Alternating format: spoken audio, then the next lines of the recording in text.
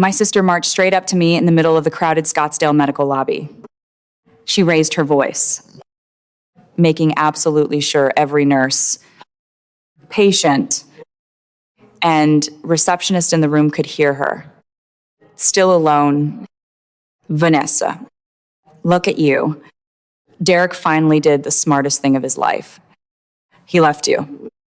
Now he has a beautiful baby with the woman you called your best friend. She smiled this sweet, venomous smile. Courtney stood right behind her, shifting the sleeping newborn in her arms. Staring hard at the floor, Erica thought she had won. She thought her 12-year obsession with tearing my life apart had finally reached its perfect, humiliating finale. She had no idea the script she had been feeding everyone was already dead. I swallowed the dry lump in my throat, tightened my grip on the plain manila folder in my hands, and let a slow, cold smile spread across my face. In exactly 5 minutes, the papers inside this folder were going to legally and socially obliterate her entire fake empire. To understand why I smiled, you need to understand the illusion Erica spent 12 years building.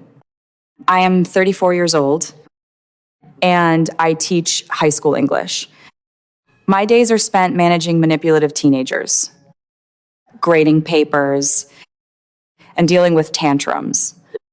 Erica is 38. She is a lifestyle influencer who curates a $900,000 desert aesthetic for her followers. She sells perfection behind closed doors. She sells poison. Our dynamic was carved into stone when we were kids. She was the golden child, and I was the designated scapegoat. When I suffered a miscarriage 2 years ago, I retreated into quiet grief. Erica weaponized that silence. She whispered to our aging parents that I was emotionally unstable. She told them I was isolating myself out of spite, slowly painting me as a bitter, ungrateful daughter. Her goal was terrifyingly simple. She wanted our parents to write me out of their $2,500,000 estate. Her manipulation did not stop with our parents. She went after my marriage. My ex-husband, Derek, was always easily swayed. When my grief made me quiet, Erica conveniently recommended a life coach named Whitney Hayes. Whitney was supposed to help us communicate. Instead, Derek came home repeating cold, clinical buzzwords. He called me emotionally unavailable. He said I was projecting my trauma onto his joy. Those were not Derek's words. They were lines from a script. Within months, Derek asked for a divorce, packed his bags, and moved straight into a new apartment with Courtney, a woman Erica had conveniently introduced him to at a charity gala. They broke my heart then, but today, I am the one holding the hammer. The unraveling of Erica's perfect life did not start with a dramatic confrontation. It started with an automated email. Because I am the reliable, responsible daughter, I manage the shared family Dropbox for our parents' medical proxy. One Tuesday evening, while uploading our father's heavy hospital bills, an error message flashed on my screen. Storage limit reached. To clear space, I sorted the drive by the largest files. That is when I found it. Hidden deep inside a Medicare subfolder was a massive, nested file labeled LLC Retainers 2024. Erica was arrogant, but she was also cheap. Her accountant had recently flagged her business for mixing personal and corporate funds, forcing her to keep a centralized digital ledger. Instead of paying for a secure enterprise server, she dumped her entire shadow LLC backup into the family Dropbox, assuming I only ever looked at the medical folders. One click on that folder, and her entire 12-year strategy stared back at me. I opened the accounting ledgers. My eyes locked onto a single outgoing wire transfer dated just 3 weeks before Derek asked for a divorce. The amount was exactly $150,000. It was listed as a brand management retainer, paid directly from Erica's Shadow LLC into Derek's failing consulting business. Derek was not choosing a new life. He was bought. Erica paid him a massive, high-interest bribe to abandon me and secure his placement with Courtney. The evidence did not stop at the bank ledgers. I found hundreds of emails between Erica and Whitney, the fake life coach. Erica was literally feeding Whitney diagnostic notes to use against me in sessions. She instructed Whitney to use the word detachment over and over until Derek internalized it. I printed every single receipt. I organized the emails, the bank wires, and the fake tax addendums with the cold. Ruthless precision of a teacher building a detention file. Bullies always leave a paper trail of their own ego. You just have to know where to look. 2 weeks later, Erica hosted a lavish 10-year vow renewal at a high-end desert resort. It was a desperate public relations stunt to keep her sponsors and her creditors happy. She stood under a floral arch, posing for cameras with her husband. Marcus, I walked through the double doors of the ballroom. I bypassed the greeting line. I ignored Erica completely. I walked directly to the head table where Marcus was sitting with Erica's top influencer friends. I did not scream. I did not throw a drink. I simply placed the thick manila folder directly on Marcus's dinner plate.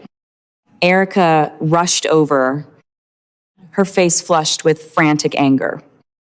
She tried to laugh, attempting to publicly shame me.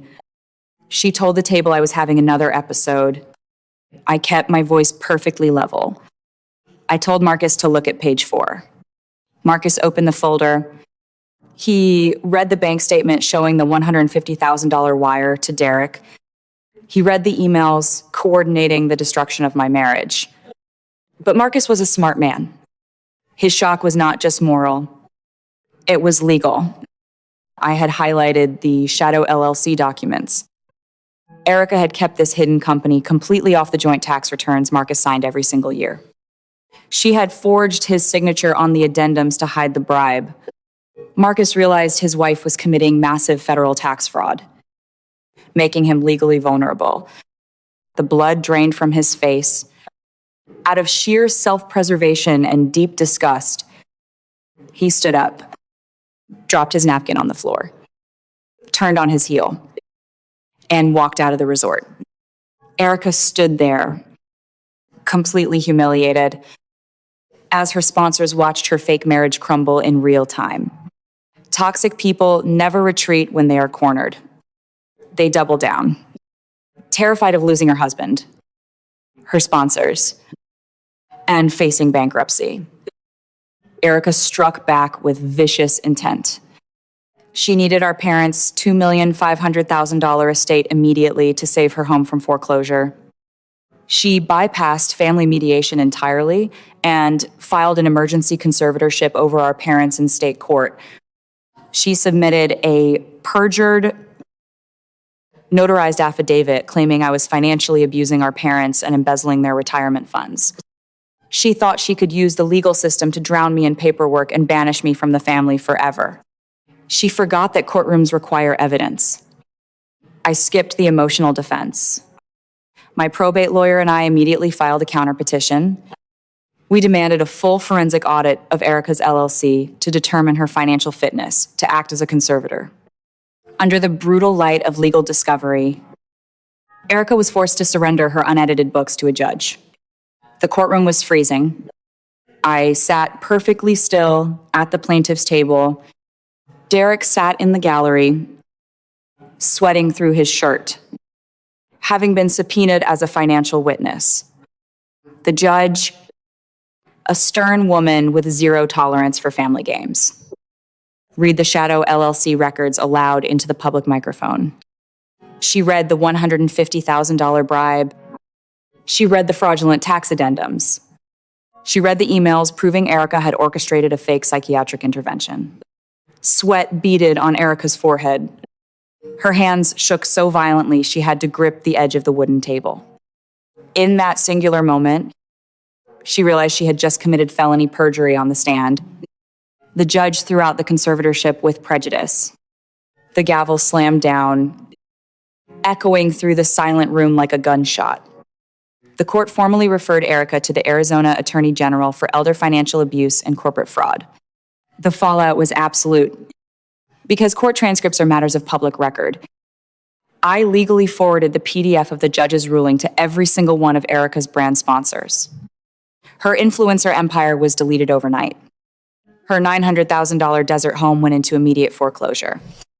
Whitney, the fake life coach, was reported to the state medical board, terrified of a massive civil lawsuit. Whitney flipped and gave a full signed confession to the authorities to save herself. Derek finally realized the truth. He realized his entire life with Courtney. The new baby, the apartment. Everything was bought and paid for. He was nothing but a pawn in a real estate scam. When Courtney found out Derek's bank accounts were frozen by the fraud investigation, she realized he was broke. She packed up the baby, moved back to her home state, and filed for maximum child support. Derek was left completely isolated in an empty apartment. My parents were shattered. The illusion of their golden child was destroyed. They showed up at my doorstep a week later, crying, begging for forgiveness, asking me to come back to Sunday dinners. I did not raise my voice. I enforced my boundary. I told them I had already filed the paperwork to lock their estate into an irrevocable trust. Erica could never touch it, and their medical care was guaranteed. Then I told them I wished them well, closed the door, and changed my phone number. The judge eventually sentenced Erica to 4 years in state prison, with eligibility for parole after 2.5 years. The court ordered her to pay restitution of $142,000 in fines and legal fees. The Scottsdale community she fought so hard to impress turned their backs on her instantly. Her name became a cautionary tale whispered in local country clubs and school parking lots. She lost her reputation, her freedom, and her family. 6 months later, an envelope arrived in my mailbox. It was stamped from the Maricopa County Women's Correctional Facility. It was a letter from Erica. I could see her frantic, looping handwriting through the thin paper. She was probably trying to guilt trip me. She was probably telling me she did it for the family, or that she was still my sister. I did not feel a spike of adrenaline. I did not feel anger. I felt nothing at all. I walked over to the kitchen trash can, dropped the unopened letter inside, and went back to making my morning coffee. That indifference is the ultimate proof of healing. My house is quiet now. I spend my weekends with chosen family, with friends and mentors who actually ask how I am doing and listen to the answer. I sleep through the night. I wake up without a knot of anxiety in my chest. Walking away from the people who share your blood is the hardest thing you will ever do. But it is also the most necessary. When you survive a family like mine, you do not just walk away with scars. You walk away with a completely different understanding of human nature. If you are watching this, and you are currently playing the role of the family scapegoat, I need you to listen to me very carefully. I am going to give you the 3 rules that saved my life. Rule number 1, silence is not peace. It is permission. For years, I bit my tongue at Thanksgiving dinners. We absorbed the passive-aggressive comments. I let them call me difficult because I thought enduring the disrespect was the price of keeping the family together. It is not. When you stay silent in the face of emotional abuse, you are not keeping the peace. You are simply teaching toxic people that there are absolutely no consequences for destroying your mental health. Enduring abuse to keep a family together only guarantees your own destruction. Rule number 2. Narcissists always leave a paper trail of their own ego. Toxic people are fundamentally arrogant. They believe they are smarter than everyone else in the room. They believe they are invisible. That arrogance is their ultimate undoing. They will forge signatures. They will send emails. They will leave their shadow companies on shared family drives because they genuinely believe you are too stupid to catch them. You do not have to hack their phones or hire private investigators. You just have to step back, stop reacting emotionally, and watch them build the exact trap that will eventually break their own necks. Rule number 3. The best revenge is not screaming. It is outgrowing them. I spent years wanting to scream at my sister. I wanted to shake my parents and force them to see the truth. But screaming just gives them ammunition. It lets them point at you and call you crazy. The most devastating thing you can do to a manipulator is to completely remove yourself from their game. Taking back your reality, enforcing ironclad boundaries, and building a life of profound peace is the ultimate victory. They want you to be broken. Being happy is the deadliest counterattack you can ever execute. Blood does not make you family. Loyalty, respect, and safety make you family. You are absolutely allowed to walk away from people who hurt you. Even if you share a last name, trust is earned, not owed. If you have ever been called difficult, cold, or too much, simply because you refuse to be manipulated, drop a comment below. Tell me I am not the only one who finally stopped playing their rigged game. You are not crazy. You are just awake. Subscribe to the channel if you are ready to write your own script. And never let anyone hold the pen to your life ever again. I know exactly what you are screaming at the screen right now. You are sitting there wondering, how on earth did Vanessa let this go on for 12 years? How did she watch her sister sabotage her life, manipulate their parents, and yet she still kept managing the family Dropbox like a good little soldier? It is infuriating to watch from the outside. Right, but before you judge her, we need to talk about the reality of why smart people stay stuck in incredibly toxic family dynamics. It is not because they are weak, and it is certainly not because they are stupid. It is because of a psychological trap called intermittent reinforcement. I like to call it the slot machine effect. When you grow up as the family scapegoat, you are conditioned to survive on absolute crumbs of hope. Every once in a while, the toxic family gives you a winning spin. Maybe it is a compliment out of nowhere, a peaceful Sunday dinner, or a brief moment where you actually feel like you belong. That random, unpredictable payout keeps you pulling the lever, taking the abuse, just hoping the next spin will finally earn you their permanent love. Vanessa was addicted to the potential of a real family. Erica weaponized that hope, using Vanessa's grief to keep her paralyzed while she set up the ultimate financial trap. But the moment the blindfold came off, Vanessa delivered an absolute masterclass in financial self-defense. Let us break down exactly how she won. First, she used the audit strategy. Scammers absolutely hate details. And narcissists almost always think they are too smart to get caught. By quietly managing the mundane things like the parents' medical proxy and the shared cloud drive, Vanessa held the keys to the castle. She did not have to do any illegal hacking. She just paid attention when the storage limit warning popped up. She followed the paper trail. Second, she practiced the legal guillotine. When Erica filed that fake emergency conservatorship, it was a trap designed to make Vanessa look hysterical and defensive. But Vanessa did not scream in court. She did not try to defend her character. Instead, she demanded a forensic audit of Erica's Shadow LLC. She attacked the money trail, using the legal discovery process to force the fraud into the public record. Finally, she executed the ultimate buyout. Locking the parents' $2,500,000 estate into an irrevocable trust was not just about protecting her parents' medical care. It was about permanently removing herself as a target.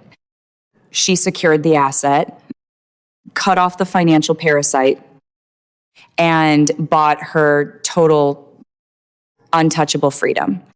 For a long time, I thought justice would feel louder. I imagined that when Erica finally lost everything, some part of me would want to celebrate. I thought I would replay the courtroom scene over and over, savoring the moment her face went pale. The moment her empire cracked. The moment everyone finally saw what I had been trying to survive for 12 years. But real justice did not feel like fireworks. It felt like being able to breathe in my own kitchen without waiting for the next attack. It felt like drinking coffee on a quiet morning and not checking my phone every 3 minutes. It felt like opening my front door and knowing no one on the other side had the right to drag me back into their chaos. The strangest part of healing is how ordinary it looks from the outside. There was no dramatic transformation, no perfect speech, no crowd applauding while I walked into the sunset. There were just small moments that slowly stitched me back together. Sleeping through the night, laughing with friends without feeling guilty, buying groceries for myself without calculating how much emotional debt my family would attach to it later. Sitting in silence and realizing silence did not have to mean punishment anymore. It could mean peace. My parents still send messages sometimes through relatives. They say they miss me. They say Erica destroyed the family. They say they never really understood how bad things had become. But that is not an apology. That is damage control. There is a difference between being sorry because you hurt someone and being sorry because the consequences finally reached your doorstep. So I stopped answering.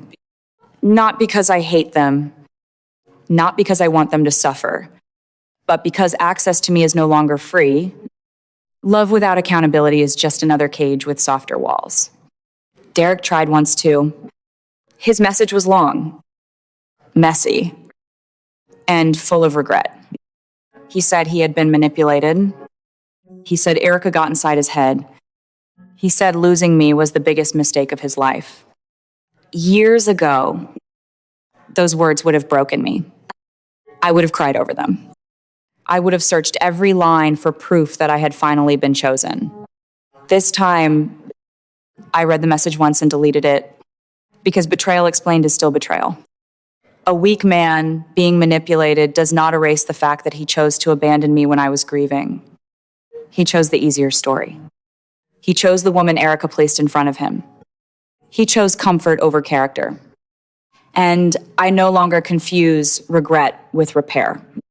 The life I have now is not perfect, but it is mine. That matters more than I can explain. No one in my home is performing love for an audience. No one is keeping score. No one is waiting for me to become small enough to make them comfortable. I used to think being the scapegoat meant I was the weakest person in the family. Now I understand the truth. The scapegoat is often the one person strong enough to carry the truth everyone else is desperate to bury. But strength does not mean staying. Strength does not mean forgiving people who are still sharpening the knife. Strength does not mean protecting the reputation of people who never protected your heart. Sometimes strength is closing the door. Sometimes strength is letting the court records speak when your voice is too tired. Sometimes strength is building a life so peaceful that the people who fed on your pain can no longer recognize you. If you are watching this while sitting inside a family that calls you dramatic for telling the truth, difficult for having boundaries, or selfish for finally choosing yourself, please hear me clearly. You are not the villain because you stopped accepting abuse. You are not cruel because you documented the truth. You are not heartless because you refuse to save people from the consequences of their own choices. You are waking up. And waking up hurts at first. It burns. It costs you illusions, relationships, and the fantasy that one day they will suddenly understand. But after the grief comes something better than approval. Freedom, So let them rewrite the story. Let them whisper. Let them call you cold. Let them pretend they are the victims because you no longer volunteer to be their target. You do not have to correct every lie. You only have to keep living a life that proves you survived them. And when the phone rings again, when the guilt returns wearing a familiar voice, when someone asks you to set yourself on fire one more time to keep the family warm, remember this. Here is the bottom line. You cannot heal in the exact same environment that broke you. And you cannot negotiate with a manipulator just because they share your last name. Your peace of mind is your most valuable asset. Protect it ruthlessly. If you have ever had to emotionally or financially audit your own family just to survive, I want to hear from you. Drop your story in the comments below. Hit subscribe for more street smart survival guides. And remember, your worth is not determined by the people who failed to see it.